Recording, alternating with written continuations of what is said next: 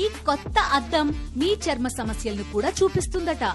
పూర్తి వివరాలకు చదవండి రేపటి సాక్షి దినపత్రిక. బుడమేరు వరదలతో విజయవాడ విలవిలలాడుతోంది. పాత రాజేశ్వరిపేటలో జనం తీవ్ర అవస్థలు పడుతున్నారు.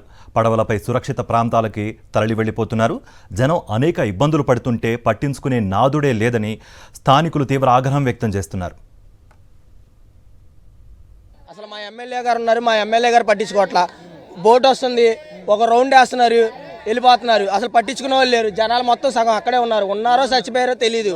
లోన్ ఉన్నారు, చాలా మంది జనాలు లోపల ఉన్నారు. కావాలంటే మీరు వెళ్ళి చూడండి. వాళ్ళు ఉంటారో చచ్చిపోతారో ఎవరికి తెలియదు. అస్సలు నిన్న పొద్దు నుంచి ఒక్క రాజుకుడు లేడు, ఇక్కడ ఒకటి పట్టించుకునే వాళ్ళు లేడు.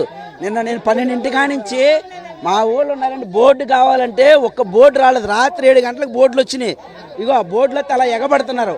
ఒక్కడ పోలీసు వాడు ఉండి సరిగ్గా బోర్డు పంపించే వాళ్ళు లేడు. ఇక్కడ లోపల చాలా భయంకరంగా ఉంది. ఫుడ్ లేదు, అసలు కొంచెం బోట్ రమ్మంటే ఏ బోట్ రావట్లేదు, ఏ నాయుడు రావట్లేదు. మేము ఎంత యాత్ర పడుతున్నామో. ఇక్కడ దాకా నీళ్లు రావాలంటే రాలేకపోతున్నాం. ఆడోళ్ళు ఎలా వస్తామండి? ఎవరిని పంపించట్లేదు, ఏ నాయకుడు రావట్లేదు. ఎలా ఉన్నారని చూడట్లేదు. అసలు డబ్బులు ఇస్తామని ఎవరు రావట్లేదు. పరిస్థితి ఏం బాగాలేదండి. ఎమర్జెన్సీ పాములు వచ్చేది, పెద్ద పెద్ద పాములు ఇంట్లో కూర్చుంటున్నాయి. భయమే సత్యం. ఈ 2 రోజులు సార్ ఇది మన అడవిలో బతుకుతున్నామా సిటీలో బతుకుతున్నామా అర్థం కావట్లా. ఇప్పటికి చాలా మంది ఇరుక్కుపోయారు కదా. ఇరుక్కుపోయినప్పుడు గవర్నమెంట్ వచ్చినప్పుడు ఆదుకోవాలి కదా అందరినీ.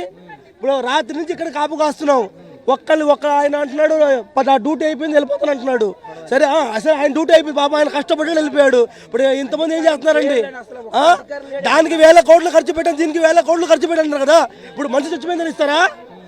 అంటే చచ్చిపోయిన తర్వాత మనిషికి 10 లక్షలు 20 లక్షలు ఇస్తారా?